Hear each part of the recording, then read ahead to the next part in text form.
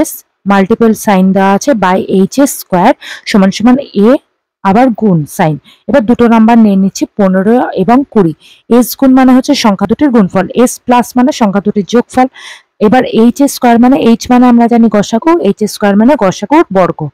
এ গুণ এ গুণ সাইন মানে অনুপাত দুটির গুণফল, এ প্লাস সাইন মানে অনুপাত দুটির যোগফল ছিল। ভিডিওগুলো না বুঝতে পারলে তোমরা অবশ্যই আগের ভিডিওগুলো একটু ফলো করবে, তাহলে এই ভিডিওগুলো বুঝতে পারবে।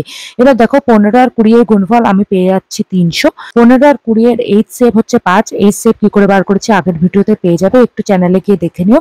এইচ এর স্কোয়ার মানে এই এইচ মানে হচ্ছে গসাগু, গসাগু স্কোয়ার মানে হচ্ছে 5 স্কোয়ার 25। 15 আর 20 অনুপাত হচ্ছে 3:4। এই অনুপাতের গুণফল কি 3 আর 4 এর গুণ করলে 3 4 12 হয়, তাহলে এই 12 হচ্ছে অনুপাতগুলির গুণফল। ঠিক আছে, এবার আমি এই যে সূত্রটা আছে সূত্রের জায়গায় সংখ্যাগুলো বসিয়ে দিচ্ছি। এস গুণ মানে সংখ্যাগুলির গুণফল হচ্ছে 300, এই যে 300 পেয়েছি। এইচ স্কোয়ার মানে গসাগুর স্কোয়ার বর্গ, গসাগুর স্কোয়ার পেয়েছি আমি 25, তাই এখানে 25টা বসিয়ে দিলাম। এই দেখো 300, এই দেখো 25, এই দুটো বসিয়ে দিলাম। ভাগ করলে থাকছে 12। এই 12টাই হচ্ছে অনুপাতের গুণফল। দেখো অনুপাতের গুণফল কিন্তু আমরা 12 পেয়েছিলাম। ঠিক আছে, তাহলে এটাও কিন্তু হয়ে গেল প্রুফ।